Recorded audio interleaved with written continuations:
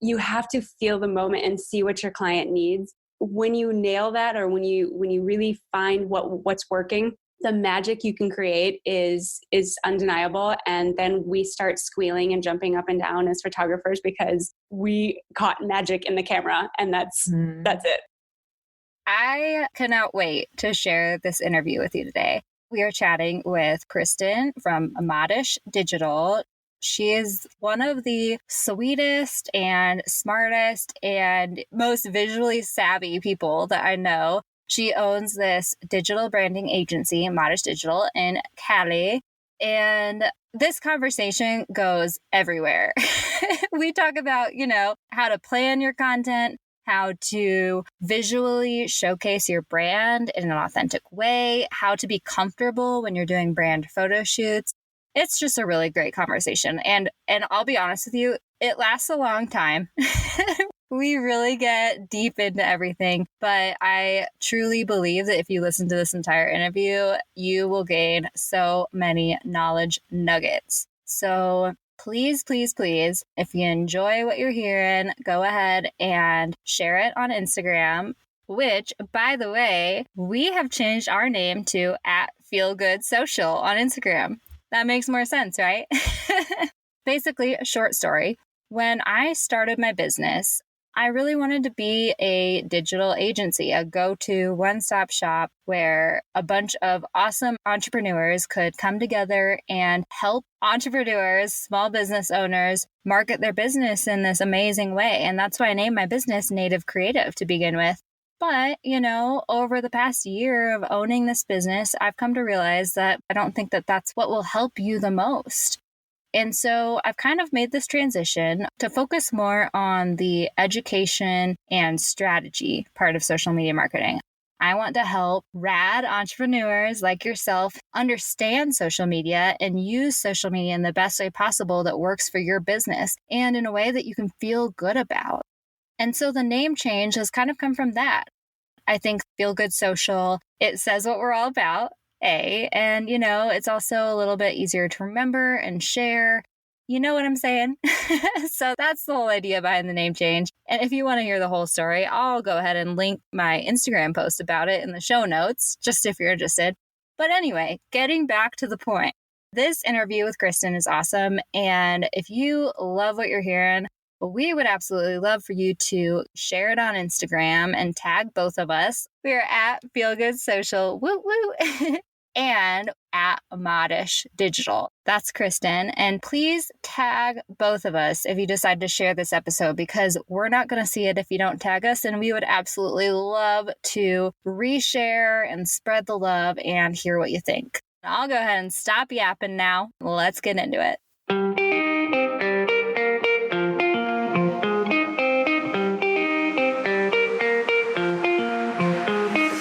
Hey friend, and welcome to the Feel Good Social podcast. I'm your host, Kinsey, and I'm here to help you market your business in a genuine way that works without wasting your precious time. On this show, we chat about social media strategy and mindset tips with a focus on, you guessed it, feeling good. So sit back, relax, and enjoy some genuine conversation for the good of your biz. Marketing your business on social media can take up so much of your precious time. Am I right?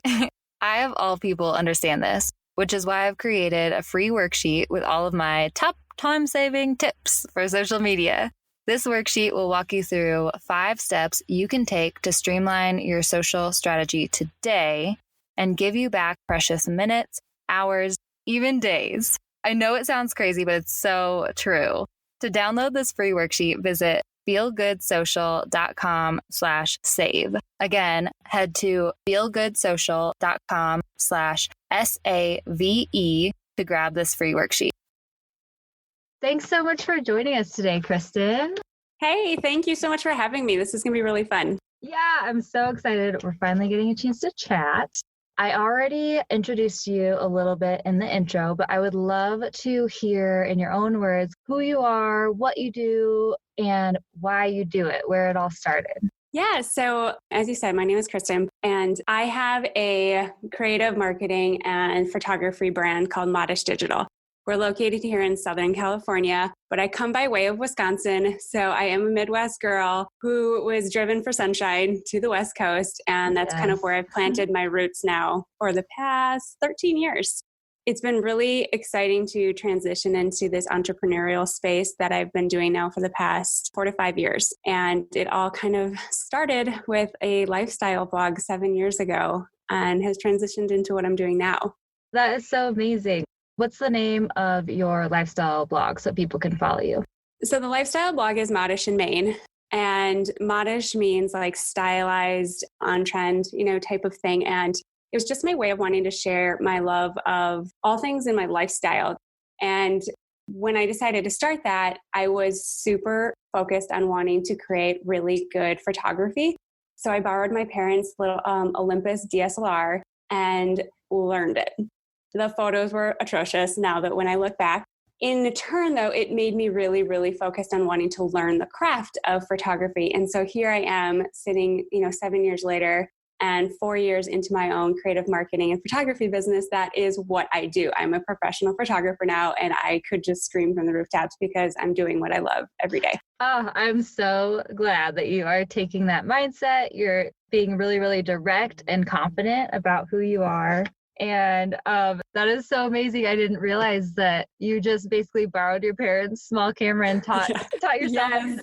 Oh gosh, I just look back at those days of learning it, and there is a very sharp learning curve, but the persistence paid off. And, I now really get to understand what it is from like learning it from the basics to where I am now. And I have such an appreciation for what I do and for what everybody else does as well, like the true entrepreneurial, passions behind what you do. Yeah, I feel like I get that often. People who taught themselves something, whether it's graphic design or photography or marketing or jewelry making or whatever it is, they just feel that gut passion for it, an extra appreciation or something. Oh, for sure. Like it really does make you have this ultimate level of passion for what you're doing. But then when you take that and you begin to work with clients who are now paying you to do what you love to do, you really show up every day, giving it your all, because you get it from their end as well. You get it like, that you're trying to make a brand possible. You're trying to show up every day, and they've chosen to hire me. And I don't take that lightly. Like I really go for it. That's so awesome. So you are still currently posting on Modish in Maine, your blog site. Yeah, I would say the Instagram is more happening right now. I'm excited to be able to say that my, Modish Digital business has really, really taken off, especially this past year alone, in the past 2 years, big time, that my blog has had to take a little bit more of a back seat because I'm so busy creating beautiful content for everybody else. But it's definitely there on the Instagram side more so than anything, where I just really show the behind the scenes of my life, what's going on. Yeah, definitely. And then you also have another account. Tell us a little bit about that one. Yes. So my passion for travel and all things adventure spurred me to create a lifestyle and adventure brand called Modish Wanderer.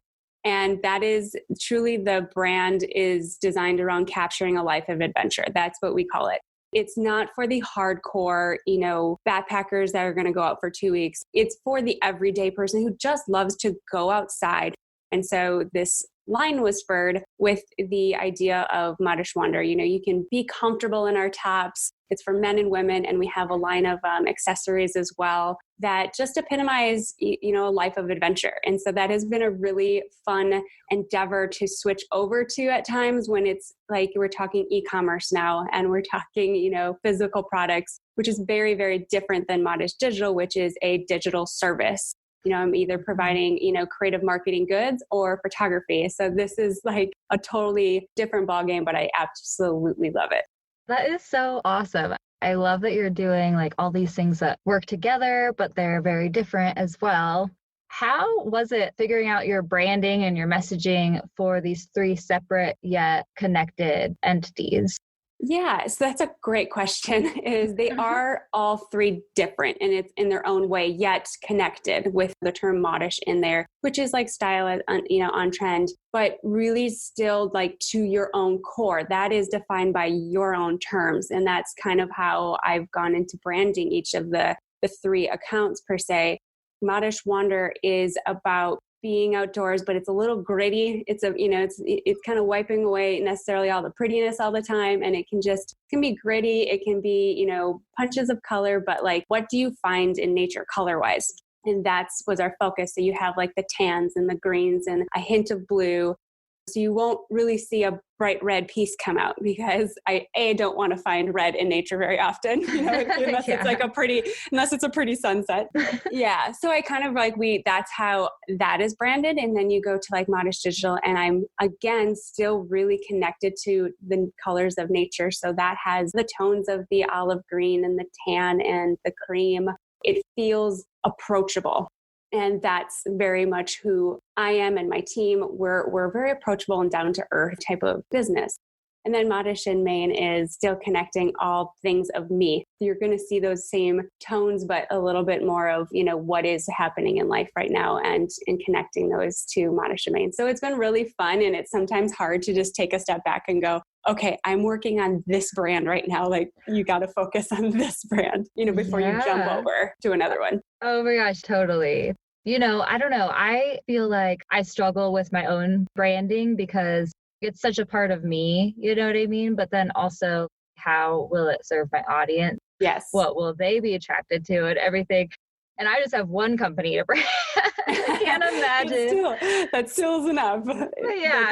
It's a full-time just even working on one. But thankfully I have an amazing team. I have a creative director, Kristina, who really helps me focus on our branding on any which brand we're working on. So that's really helpful because it's a lot for one person and it's a lot for two people, but we manage it. Yeah, I feel like it is so helpful sometimes to just have that extra pair of eyes. I'm very interested about kind of your content planning process concerning Instagram with your 3 different accounts. Do you have trouble kind of figuring out what to post for each account? We don't. So what we do is we approach, and typically it's Mondays. We're really going to transition in 2020 for the first Monday or that first Monday of a month into batch content for all of our platforms. And what's really nice is when we're working on, let's say, Modish Digital content, we're focused just on Modish Digital content. And we use later.com to manage all of our platforms. So we'll just be in the Modish Digital and it's batch working out at least the full entire week, if not 2 weeks. And depending on what our month is like, we'll even try to get to the entire month.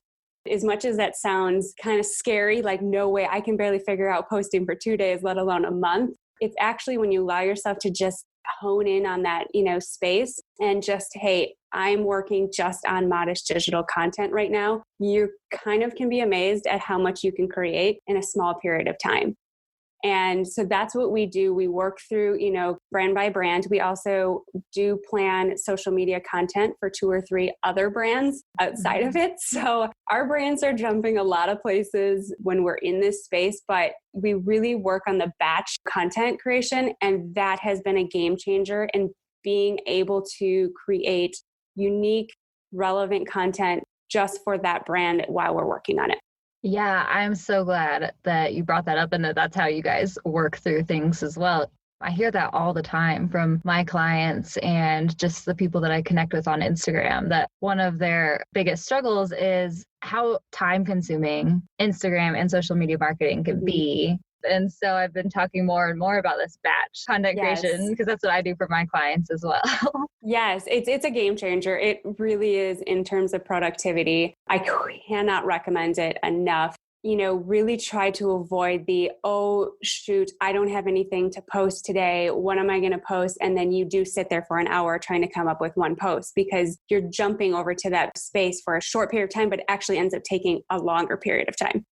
I think ultimately where we have found for ourselves and for our clients is if you have the gallery of assets ready to go, if you have your, photos, your graphics, whatever you're going to use to post, if you have those batch created as well, and now you're going in and trying to come up with posts, it's 10 million times easier when you have the content, ready to go and you can match a caption to fit it.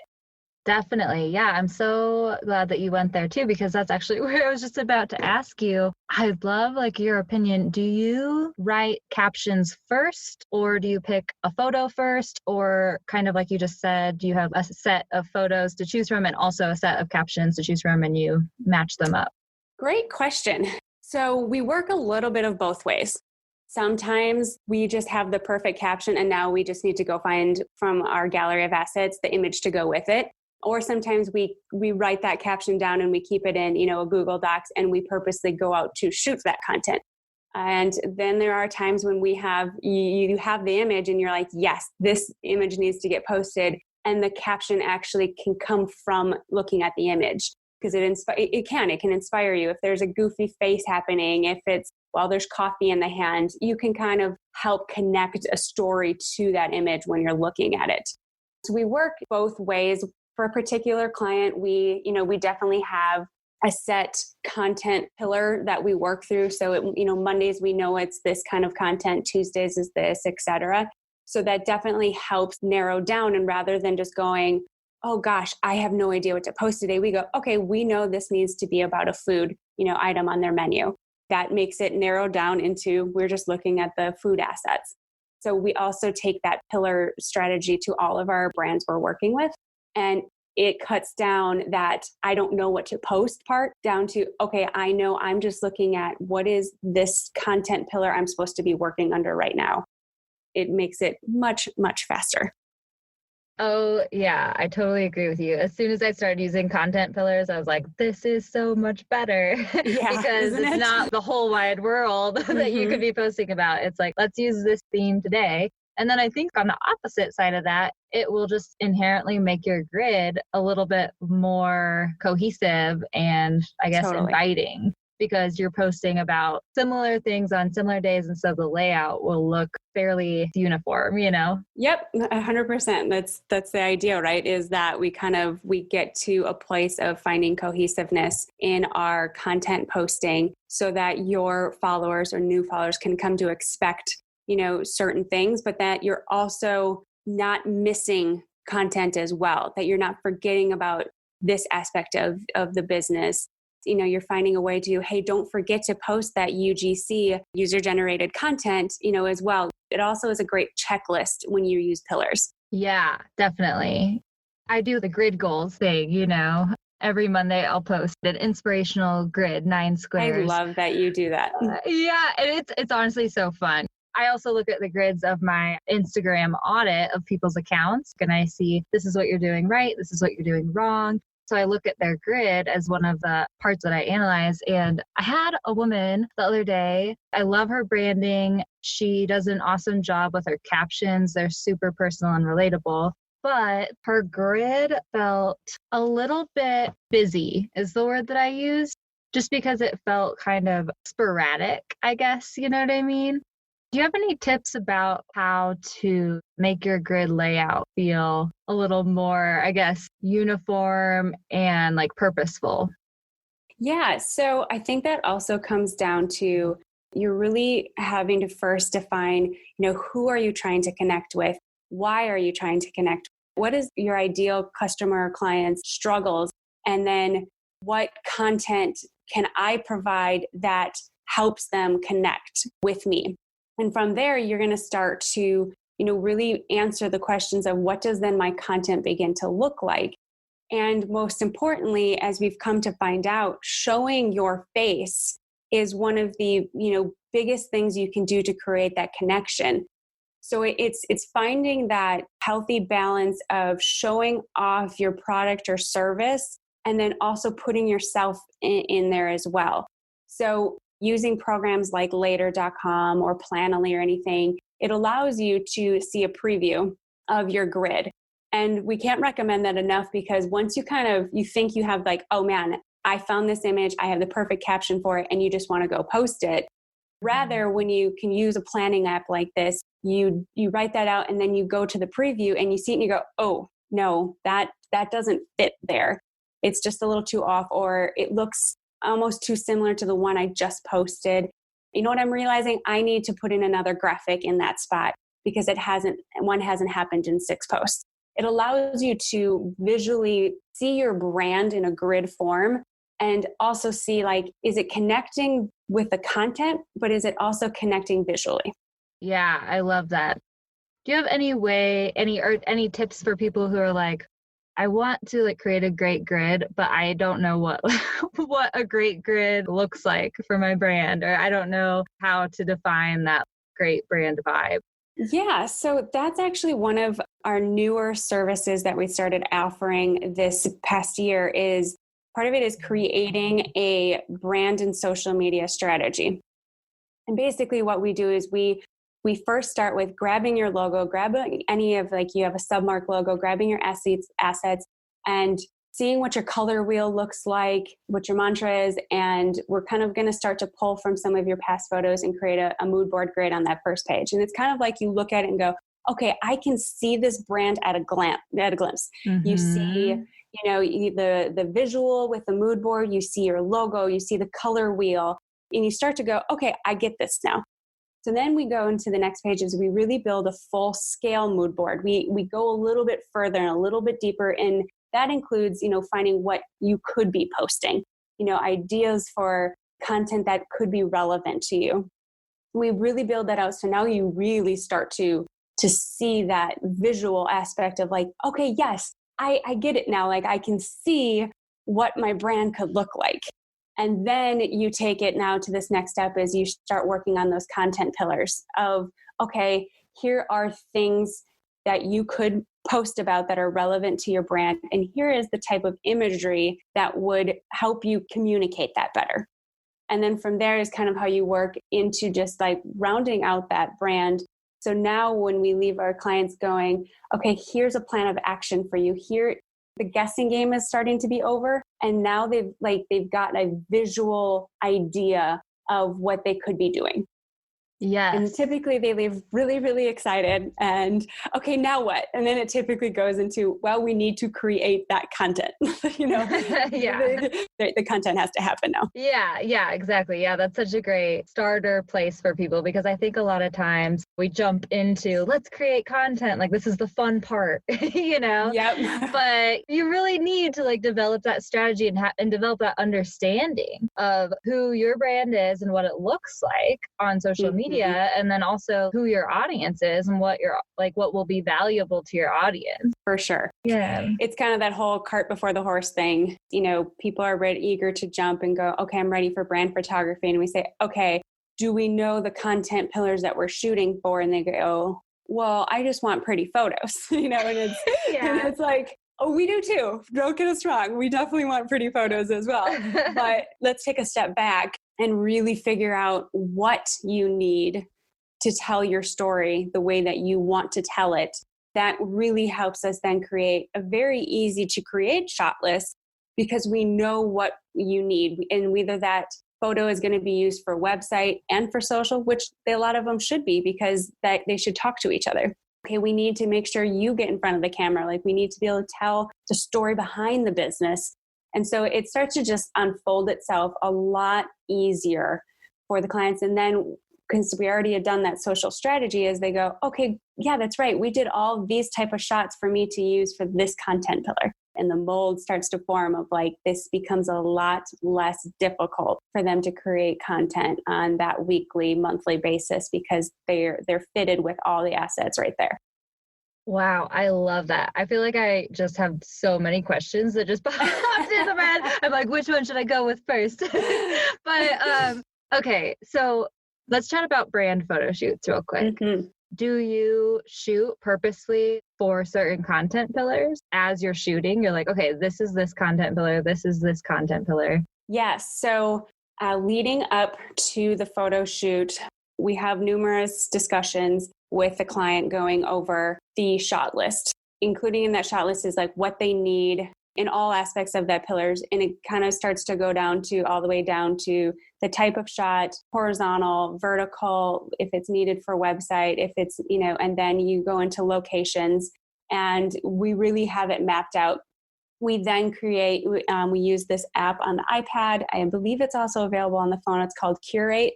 It allows us to create a actionable mood board that you can drop photos in. And so we create individual mood boards for each of those pillars. And we bring that along on the shoots because it allows you to then click on one of the squares and actually the bigger photo pops up. So we can really look at like, what are we loving about this photo? Kind of going a little bit deeper into like, what is it that makes us love this photo? It's not just a coffee cup with a pretty design on top. There's a planner in the background. Their hands are on the cup. There's this like relatable lifestyle aspect to it. So we go even a little deeper like that. So what's really nice is, having, Kristina, my creative director, on hand is we tag team these photo shoots. She's keeping us on task of, okay, this is what we're creating for this kind, like, let's shoot this. Okay, now we're moving on to the next one. So we are able to, in a session, create a ton of content because we're hyper focused on exactly what we need. And when we get it, we're moving on. Yeah. It's really made our clients extremely, extremely happy in the sense because with what they get delivered is they already know, okay, I'm pulling from these ones because I needed it for this website slot. I'm pulling these for, Instagram, but like they're purposeful after they get them without going like, oh, great. Now I have this great folder of photos and I don't know what to do with them. They know, okay, these were meant for this content, et cetera, et cetera. So it's a very purposeful, strategy that we do when we go into these shoots. And it takes some work, on the front end of doing it. Mm-hmm. But what we get out of it is truly a ton of content that they can then go and use for the next quarter or the next 6 months, depending on their budget, and what they can do. We understand that investing in brand photography is exactly that. It's an investment, and we're oftentimes working with small brands where we understand like they're pulling into the pocketbooks to make this happen. We want fulfillment, but we're not trying to be like, hey, you need to come hire us every month if you can't afford it, but you should do it anyways. No, like, okay, great. We know you can't do this every month, but you want to try and aim for quarterly or every 6 months. Then we're going to really, really strategically shoot to make your content stretch. Yeah, I love that. I think that it says so much about you as like a company and a brand that you go that extra mile to really make sure that people are not only getting the correct photos, but they're using them correctly afterward. Because I think that that's an issue a lot of people have. They're like, yeah, let's take all of these beautiful brand photos. They're all awesome, all this stuff. And then the brand or the person behind the brand gets clammed up when they're like, okay, but what should I use this for? What do I do with this one? For sure. I mean, for example, one of our personal branding clients, Lindsay Mitrasilis, she usually books this for a 4-hour session at a time. And so in order to be prepared for a 4-hour session, like, it's a lot on our end. We're obviously like, okay, here's our locations for 4 hours. Here's the type of looks. But on her end as well, she's having to come up with, the right amount of outfits and props and everything for 4 hours. But literally in our last shoot, she got 17 looks in 4 hours. I mean, we were cranking, right? I mean, we were cranking. We were exhausted by the end of it. But here she is. I mean, she's got no doubt about the content that she needs to put out, and she's got the image to go with it, and she's ready to roll with that, which makes us just so excited when we see that happen, is that someone, especially someone getting started, can really extend that. And now she just launched a beautiful new website, and we're seeing that imagery that at that time she didn't know if she needed a website or not. Now that she's really branded that, okay, the imagery looks beautiful on her new website as well. So that's what makes us happy, is we're not here to really try and stretch someone's means and be like, oh, you got to come back and get us every month, to really get your content. For some people that works and they can do that. For others who are really like, I need to make this dollar stretch as far as possible, we're here for them too, because we are that small business as well. That's kind of like how I approach social media in a way as well. It's about developing that relationship for the long term. Totally. And I think ultimately we wouldn't feel good about ourselves if that's what we were doing. And ultimately, we want them to not get an icky feeling of they probably could have done better, but they just want us to come back for more. we never want that to be the taste left in their mouth after working with it. It's typically that they just had such a great time. They can't wait that they have the money again, to invest in the brand photography again, because we just had so much fun on our shoot. Oh my God, I know. I'm like sitting over here like, yes, I need this. Like, when can I go out to California? I need brand photography. Okay, so actually, let's back up a little bit because I kind of skipped into the middle of the nitty gritty stuff as far as brand photography. For someone who is looking to get brand photography done, but they're like a little nervous, they don't know where to start, what do you think this new person should do? That is a great question. And one we actually get a lot of is, hey, great, I want brand photography. Now what? Yeah. And oftentimes it's not, hey, let's jump to booking the date today.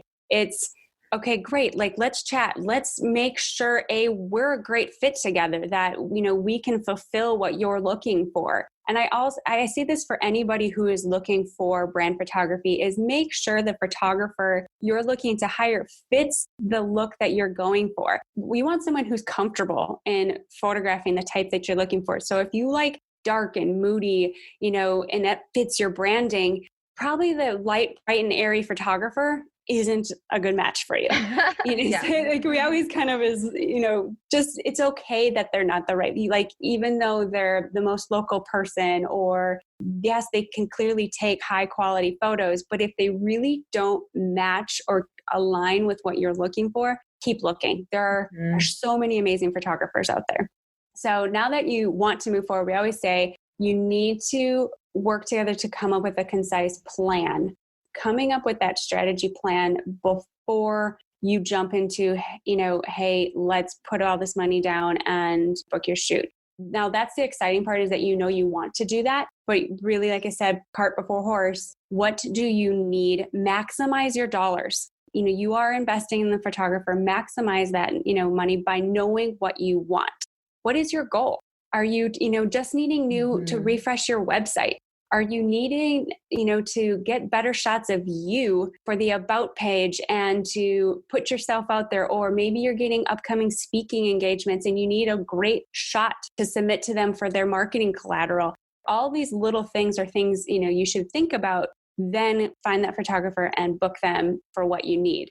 Being a little bit flexible is always helpful, because you never know about weather. You never know about, unforeseen circumstances of, you want to shoot at that coffee shop and lo and behold, you get there and they go, nope, like we're not gonna allow that to happen. It's allowing the creativity between both people and photographer to create this amazing experience is what we really like to do. So that's what I would recommend first, is start searching for your photographer, but start also really thinking about your needs and what you want. And that way, when you start to have that initial conversation, you're ready to go, because more times than not, that photographer is ready to go as well, because we love what we do so much and we can't wait to get the camera in our hands, that we're ready to jump in both feet with you. But we want to make sure that it's the right time, the right plan, and everything for when the shoot day comes. Yeah, definitely. Okay, that was awesome. When it comes to the actual photo shoot, I know that you plan out your photo shoots super well. And Christina's, whipping you into shape, like it's time to move on, But since it's so planned, how do you get your model to feel more comfortable, I guess, in front of the lens and in the moment and natural? Yeah, so we kind of, we have some fun tips and tricks along the way. Okay. Are you enjoying this episode right now? Are you picking up what I'm throwing down? I would absolutely love for you to leave a review on iTunes or Spotify and let me know what you like most about this podcast. Because I'll be honest, your opinion means the world to me. You're the reason I'm here. You're the reason I've committed to putting out this fresh content every week. And I'd love to hear what you think. Yeah, so we kind of, we have some fun tips and tricks along the way. Okay. Especially if, I've worked with, clients who just, being in front of the camera is not where they're comfortable at. And we get that because, we're really great behind the camera, but when you stick us in front of the camera, it's like, I don't know, we get it. We totally get it. So yeah, you guys take such great photos though. I'm so there too. I'm just like, what do I do with my hands? Yeah, a lot of that is, what do you do with the hands? So, here's, I think, where we started off right away is when we meet with you or when we get to the shoot day, we're running out of the car, giving you a hug. Like, we're trying to take off this pressure of what is about to happen. We're going to have fun throughout this whole thing. Mm-hmm. And, I think that helps just kind of decompress the situation of, oh my gosh, I'm about to have my photo taken. And so we start with just, always making sure on our end that we're staying upbeat and positive. We're doing high little squeals and jumping up and down after we get like the perfect shot. Because we know that like on the other end, they're going, oh my God, what is it looking like in the camera, type of thing. So a lot of it also goes into pre-planning of working with the client on selecting their outfits, selecting their props, really making sure that they're feeling comfortable with what they're showing up to the shoot with. And we always say is photo shoot day is not the day to try a whole new outfit. Yes. Or a whole new colorway that you've never worn because you saw this one photo of a girl wearing a red power blazer and you're like, yes, that's me. And then it's not you. Like, you're definitely the girl wearing the soft neutral, deep down. Yeah. The dark purple lipstick. Yes. And I never wear lipstick, Right. That's exactly it, is that we want you to wear things that you truly feel your best in. You feel comfortable. You feel you won't be picking at it or adjusting it or, constantly going like, are you sure this looks good? Because we can tell you till we're blue in the face that it probably does look really good, but you're questioning it. That's when it's going to show up in the photos because you're not feeling like, dang girl, I look good in this. You're more going, oh my God, why did I choose red? Type of thing. And it shows through your eyes. It's like nothing else, It really does. And so that's part of also what we, work through with our clients. Some are just confident, like they know what they need, but they're we've worked with them now for, quite a while. We don't have to, go through the day-to-day outfits of the shoot day. Whereas new ones, it's okay, let's walk through what are colors that make sense. What are your, let's look at stuff that makes sense towards your branding as well. If you're, like I said, if, Modish Wanderer, even Modish Digital, like we're inspired by nature tones, soft nature tones. If all of a sudden we're constantly wearing super bright red and everything, it's kind of going, wait, red is a super bold, aggressive, powerful color. And we're a little bit more on this like approachable, soft tones.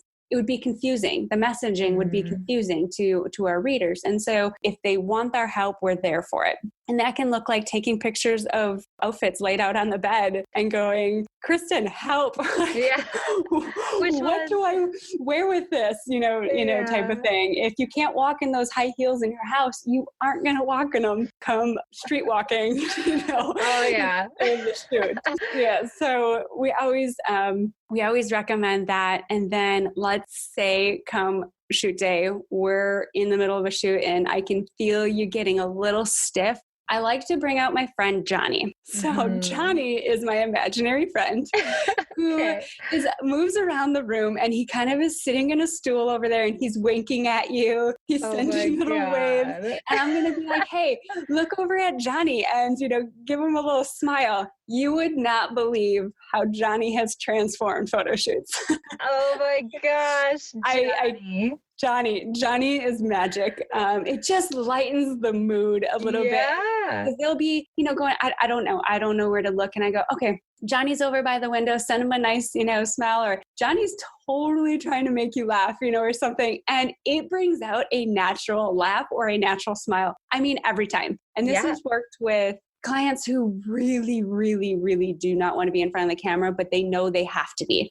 And I've had a great client. She's the beach lodge in Channel Islands here, an amazing Airbnb experience that she's being featured on, major publications about her experience. And they told her, like, you've got to show your face. Like, we need to see who's behind it. And so she reached out to me and basically said, like, I want to crawl in a hole. Like, I do not want to do this, but I think that you're the person who can get this out of me. And Johnny showed up in every room. And we still today laugh over the experience because she loves the photo so much because she feels like there was the authentic smiles, the authentic moments that weren't forced because yes, it's to an imaginary friend, but she was laughing. She was smiling, type of thing. So that's kind of one of our pocket tricks. is, Yeah, I love bring it- that. That is so great because yeah, I think that one of the worst parts of the photo shoot is the pressure. You feel all this pressure to like look good and all the things. But the best photos are the ones that are like natural and They feel when authentic. you're not, yeah, authentic. When you're like not taking yourself too seriously, which sucks because that's like what you're trying to do with this photo shoot. Yes, and we get it. It's a lot about, I think, as the job as the photographer is feeling out the client. We have no problem, throwing on some music. Lizzo really comes in handy when you need to just get some attitude going in a shot. And it's funny how just you have to feel the moment and see what your client needs. When you nail that, or when you really find what's working, the magic you can create is undeniable. And then we start squealing and jumping up and down as photographers because we caught magic in the camera, and that's it. That's what we love. Like the best moment, exactly. When you're like, yes, this is the shot. You look so beautiful. Yes. Yeah. Oh, awesome. I'm interested to know. So a lot of times, as far as Instagram goes, people love to share like the behind the scenes of photo shoots to their Instagram stories and everything. Yes. Do you guys do that with your clients, or do you like make a point to try to capture any behind the scenes stuff? Yes. So it's actually been now something that we started doing more this fall because of Christina being available. We actually were working bi-coastal. I was out here in California, and she was in DC for all of almost this past year. So having that extra person on hand for a photo shoot wasn't really possible. And so now that she's here and we're local and we attack shoots together, we love to capture behind the scenes content because it's really fun for not only our end to show what it looks like, to be a part of one of our shoots, but on the client side as well, it's fun for them to say, look at the fun I'm having on my shoot. Like, this is all content coming to you soon, type of thing. Yeah. And it's really fun. And we have really fun plans in the new year to even extend that to IGTV and really give some tips with it, or really take you into the experience to help eliminate the apprehension and the fear of going to a photo shoot and working. Like, we want you to come day of the photo shoot and go, I know what I'm about to experience, and it's gonna be fun, type of thing. Yeah, that's so awesome. I think that showing that behind the scenes stuff is so important and just like immediately breaks the ice. And I love what you said about kind of teasing the content. This is the content to come. Yeah. And it's, we just recently did it with personal branding session with Aisha Zaza, who definitely is more fitness related and health related content. And so we did this great shoot in a CrossFit gym, and we were able to show behind the scenes. By the end of it, we kind of rushed home and were able to edit one of the photos from it so that in the story succession, we were able to say, and here's what that finished product looks like. And I think it was super fun. And people were like, oh, wow, that is so cool that we got to see that process. We have goals of, putting ourselves out there more and, adding the video component as well, because we know it's important that people want to be a part of your experience. Definitely. Yeah. What are you guys going to be doing more with the video component? Yeah. So I think is in the modest digital aspect, with the creative marketing and photography side, is we want to take people in to not only behind the scenes, but also to provide value added content. So that's going to look like providing tips, photographers tips to be in front of the, camera as the client side, editing tips. And that's going to go for, how to create colorways for your branding, and really trying to provide the value added content. I love this, Instagram and even the Facebook space, is that it's an opportunity to connect and share. And I'm really about, the community over competition, mindset. I know that for the people that have been willing to share with me how much I appreciate that. And so I want in 2020 to be giving back more in terms of tips, tricks, a little bit of behind the scenes, showing my face more, showing our personalities. We're a lot of fun, but it's hard to show that in a still photo. Yeah. Just as much. And you can have fun with the caption, but we want to really, take that to a different level in 2020. And it's really outside, like, this is coming from a photographer. This is really outside of the box to have to go in front of the camera like that. But I mean, I started writing down the questions I've been receiving as to, like, how did you capture that photo with that lighting condition? Or what were your settings for that photo? Or what was your model doing in order to capture that movement? And so we kind of want to bring that to life. Yes. Oh my gosh. I'm so excited for that. I can't wait to watch your videos. It's going to be so awesome. I'm nervous, and it's a whole new skill set, that we're going to have to really dive in and learn when it comes to video and video editing. But isn't that, I guess, what life's about, is to keep evolving and keep taking ourselves to new places. And especially if that's what your followers want. I think it comes back to is, what do they want? What are they asking you? What do they need from you? And if you keep finding time and time again that they're asking you questions, that they're looking for more of certain type of content, then maybe it's a good time to take a step back as your brand and go, okay, what can I do to fulfill that request? And sometimes that can be, it's about sharing more recipes directly in your Instagram feed and not having to take them away to a blog. Like, give it to them right there, with enticements that if they want more, sign up for your newsletter and they can get exclusive, content or recipes. Just like really listening and stopping and listening. I know our good friend and client, Aisha Zaza, is taking that to a whole new level because she's fitness and health related, and she's listened this past year. She's just taken the time to listen, and she's launching these amazing new experiences for 2020 that I think are going to be incredible for her as she builds her personal brand, but also this amazing direct connection to her followers, because she's literally giving them what they want. Yes. Yes, I totally agree with you there. I actually just conducted my first ideal client survey thing. And so I'm like, yes, finally, I know exactly what my people are asking for, Oh, I love that. I think that's something even we need to do even more, is taking in and listening. What are people wanting? I think it's great that we're sharing, so much of our beautiful photos from the shoot, but we have a lot of actual creatives following us who are looking for more gritty details of the behind the scenes of that shot, or what does that look like, or how to do this. And it's like, okay, great that we kind of have a little mixed audience of photographers versus ideal clients type of thing. So I think it's nice to take a step back and do that. Definitely. I'm so glad you guys are doing that.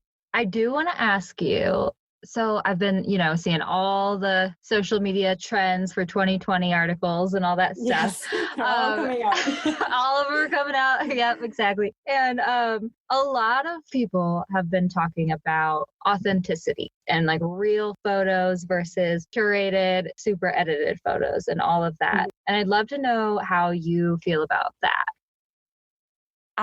That's great that you asked that, because I've also been reading some of these articles as well, and, really looking at trends that are performing well. And I think there is like a happy medium to that curated side of real raw iPhone, even photos that, that can be taken really well these days, and professionally produced content, that are highly edited. I think there's a happy medium to making sure, like you said, authenticity. I use the word relatability. Is your content feel relatable? Does it speak to who's there checking you out? That I find is where the key is. Even on some of my own content, I have the professionally taken travel shot of a beautiful destination, and then I can't be bothered with thinking I can take out my camera and get a shot while I'm in the middle of, Morocco. And so I posted, an iPhone photo, and the iPhone photo did amazingly well. So there's like that time when, hey, it's okay to take an iPhone photo and post. I'm careful to use real time, because I also do think you need to take a step back and look at the photo, provide a little editing to it. There's amazing apps. Make sure it still fits your feed. And that can be done, there's Lightroom Mobile, there's VSCO, there's apps that can help you edit on the spot. But I still think that needs to be applied before posting. I like to think that a photo that performs well, whether it's by a phone or by a camera, is that, does the photo invite you in? Are you wanting to like step inside that photo? Is it the hot cocoa mug with, you wearing cute plaid pajamas, cozy socks, and the tree in the background? I bet you if it's taken right, that you want to step inside and be on that couch next to you watching, whatever cute little holiday movie, you're watching. Or is it that you're walking the streets of, a beautiful city and there's a creative way to take them into that shot because now I want to be on that street with you. I think it's more about inviting people into your photos by making it realistic and lifestyle and not overly curated. Yes, I absolutely love that you just said that. And I also love what you said about being invited into a photo and making it relatable. I think that that's the biggest thing that you can take away and insert into your 2020 branding and marketing is that you want to be relatable. You want your audience to look at your brand and be like, that could be me, not some picture perfect inspiration of traveling where it's unattainable to your audience, For sure. We always like to say is, for example, let's say you want to take a great photo of your workspace and you go and wipe everything off your workspace that day. And now you perfectly align the keyboard and you set up everything and you take that photo and you're like, okay, great. That's a beautiful shot of your space. But what if you added the stack of books that were off to the side with the letter opener laid on top of it because that's where that was. And you kind of let a little bit of that rawness in and you bring them into the realness of your desk space. Yeah. Is that actually making more of a connection? And I'm willing to bet 9 out of 10 it is. I remember this photo I posted back when, something was happening with my desk. I can't remember it, but I had everything. My office was being repainted. And I had my iMac on the kitchen table. Next to it was my MacBook Air with my iPad, my phone, and like the keyboard and my like planners. And I took this photo and went, okay, this is real life. It's a little bit, and it performed so good. Like I was kind of shocked at it, but what I'm getting at is that it was real behind the scenes. Yes, I, took a little time to make sure like lighting in it, and went in an app, but what they saw though is like, oh girl, I've been there. Like my world's just as crazy. Oh good. I can relate that it's not always picture perfect, over in your land. Yes. I love that. I think it's so awesome to see brands who carry their like beautiful visual vibe and like can create this visual grid that feels consistent. But then like the actual subjects of their photos are kind of that realness of just like the grocery list, with this that's scribbled on the background of, hey, I do that too. I think there's a time and a place for, like we said, like the curated versus overly curating. I always, love especially when we do take, a little bit more, we like to call them macro content shots where their head might not be in it, but let's say it's hands, is start to add in a little bit more of those textures, those extra elements that make it kind of more of a true lifestyle. If you're having, coffee at a coffee shop, is everything off the table and just your hands in a coffee? I'm willing to bet probably not. There's going to be, maybe it's a notebook and a pen because you're going to read, or if it's a book, if it's, your planner, if it's your lap, you borrow your friend's phone because you're probably maybe taking it with your phone, to put on there, is start to think about adding layers to your photo. That can be done with textures or with little things in your actual environment. Bring those in so that there's a little bit more depth to the photo. I always think about, for example, is, I've never bought one of the planners because I don't use a paper planner anymore, but Joe and Judy, their photos, they could just, and then they have cardstock and they have different like other things. If you were to look at their photos, they're never just a heavily product shot. They're lifestyle designed photo of like the item in action. And it literally, every time I stop at the photo, because I'm like, this is so beautiful. I'm like, I want everything in the photo, minus including the thing that you're selling, but I want it all. Yeah, all of it. Yeah, and like that to me is like, that's an amazing job. When you want to be in the photo, when you want to step into the photo, like you're saying. Yep. Oh, that's awesome. What account was that? So we can stalk that later. It's called Joe and Judy. So J-O and Judy. Okay, cool. Totally going to stalk their account. Yeah, you're going to see it and you're going to be like, oh, okay. Like, I totally get what you mean. Yeah. Those are kind of like, we had discussed earlier, like, scroll stopping photos is what makes you stop. And typically, if you were to even start to pay attention to your own actions when you're on like an Instagram or a Facebook, take the next hour when you're going to go, scroll, what makes you stop, and start to kind of jot down in a journal, what are some of those things? And maybe it's the candle being actually lit in the background that you're like, oh, that added a cute little ambience. Or maybe it's the textured knit blanket, or that she was not looking at the camera, but she was, swinging her head and her hair was moving in the shot. And it felt just like, oh, that is really pretty. Like if you start to think of those little details when you're stopping for a photo, you'll have a really nice list of going, oh, I can use some of these ideas for my own content. That's such a good point. Just like what makes you stop scrolling on Instagram and take note of that. Oftentimes your brand is a reflection of you, most times. Yeah. And so you're probably, trying to speak to someone very similar to yourself, because you probably want to be friends with your ideal clients. Like you want to be able to go grab rosé with the ideal client. So if you start to think about what are the things that you're liking or why you're stopping and liking these things, oftentimes your ideal client or follower will like those things too. Yeah, totally. Okay. I would just like your opinion about how to translate your branding into your stories as well. Because I think that a lot of times it's really easy to plan out your grid and your regular posts in your feed and make them look all pretty and stuff. But then stories are kind of more in the moment. So how can we brand our stories more, make them feel more recognizable? Yeah. So stories is probably one of my favorite tools in the social media world right now. And it's one of the most trending, tools to use. I think the viewership of Instagram stories is up 53%. More people are just browsing your stories than oftentimes the feeds.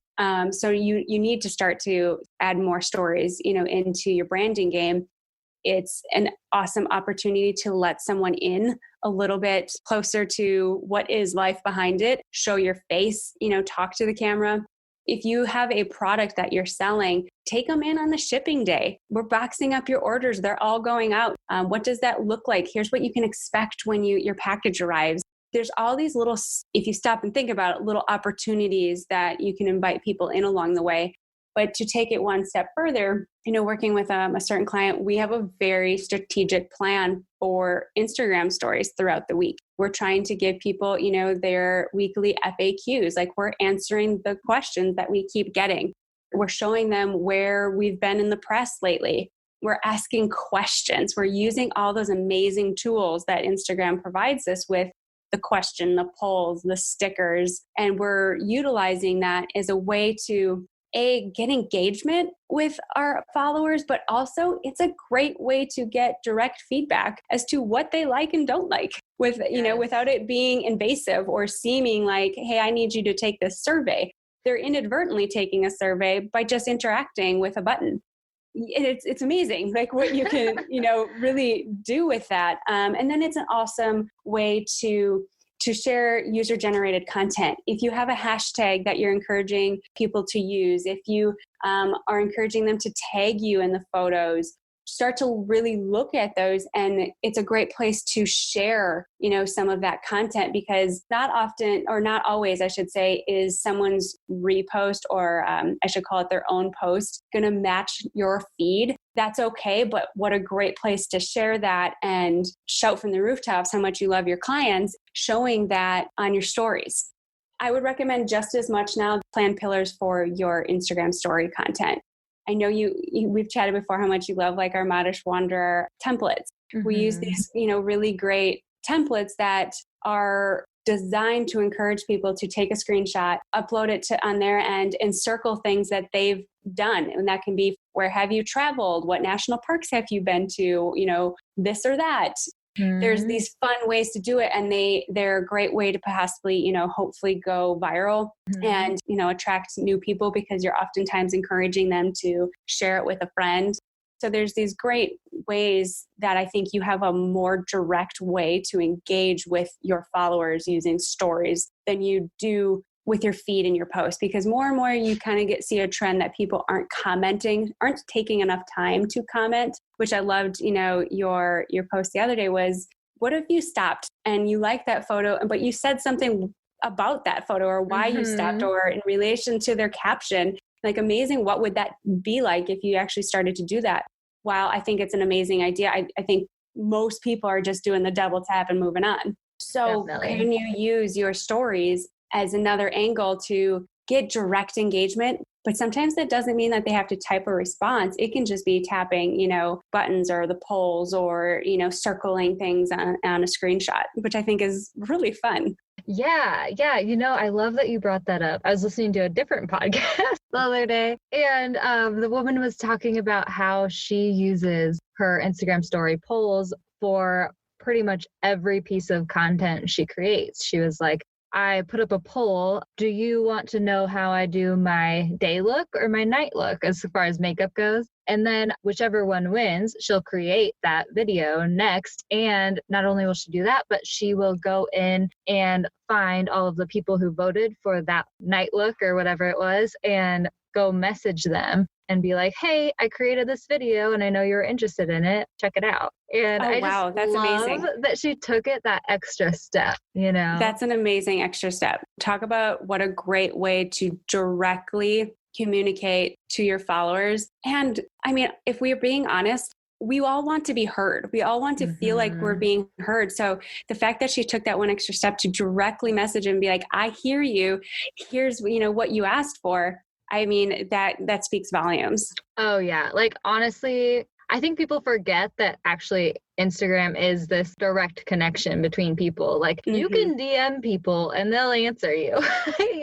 We forget that. Which goes to that point of if you're receiving DMs, answer them, is take the time to answer them because the fact that they wrote you and took the time out of their day, respect it, as much. I get it. I totally do understand if you're this mega account and you're receiving thousands a day, I get that might be a little bit more difficult. And in that respect, if you're finding a common question coming in through your DMs, that's a great opportunity to just address it all on Instagram stories. If you're constantly hearing like, where did you get this? Well, take the time then on your stories to just go, hey guys, I've been getting a lot of questions on where I got this. I wanted to share it with you. You're in a way, you're directly answering them. Yes, definitely. Yep. I love that. Okay. I have one final question because I see Kristin's adorable dog is coming up to her being like, Mom, pay attention to me. But I guess I just want to know, how do you feel when you use social media to promote your business? Yeah. So as we were kind of just saying, I do feel it's an essential part of connecting with your customers and your future customers. I think there's no doubt that it has its presence and it has its value. It's where people are hanging out. It's where they're going and searching for finding new brands or chatting with another person about a brand that they like or a product they like. It's where they're gaining inspiration. It's the hangout spot. So find time in your business, to make time to hang out with them. Certainly in our account, we don't have this very massive following. And there was a point in time when I was discouraged by that. But if I actually started going back this past year and looking at where my business came from, it came from social media. And that might not mean that I'm getting this huge following, but I'm talking to the right people because my business has doubled this past year. And it's about kind of almost stepping back and not also putting your success in the likes or the number of followers in your business, but are you showing up with intention each day or however many times a week that you want to show up? Is that with intention and not by definition of I only got X amount of likes, therefore I failed or I succeeded? I think it's about, are you making connections with the audience that you want to? Are you wanting to hang out? It should be reversed. Like, are they looking at you and going, I want to hang out with this person, this brand in this relatable fashion? So I think there is that healthy balance of, yes, I think we need to be using social media, but I don't think we need to be putting it on this pedestal of defining our success by it as well. Yes, I love what you just said about not defining your success by like your social media account and the vanity metrics of it all and all that, which is everyone was, it's like this giant shift happening in our culture. I feel like where everyone was obsessed with the vanity metrics. If you think about it logically, it's really not about that at all. If you're a service provider, even if you have 1,000 followers, there's no way you could make all of those 1,000 followers your customer. You don't need all of your 1,000 followers to be your customer directly right then. It's more about developing the relationships with those people. Oh, for sure. Especially like you said in the service, if you don't have a quote unquote product, but you provide a service, it's going to take a little bit of massaging the relationship, getting them to invest in wanting to connect with you. And that might take 7 direct posts, and that might take 2 months to get 7 posts that really like connected with that person, where they're finally like, you know what? It's time for me to rebrand. And I know instantly who I'm going to go to for that. But that person hasn't been commenting on your stuff this whole time. That person might have just been like, oh, I like a few of these photos, but you've been there. Mm-hmm. You've been saying the right message. You've been showing up. And then when the time comes that they're ready for that, that next move, they're thinking of you because you've showed up, you've been talking to them, in a way that they resonate with. I think that's where getting caught up in the vanity metrics can hurt, you is like, man, I wish that person was commenting or liking every single photo that they saw, but they weren't. But that's okay, because I was still the person they thought of when it came time to book their next services, because they found something relatable in me and my business.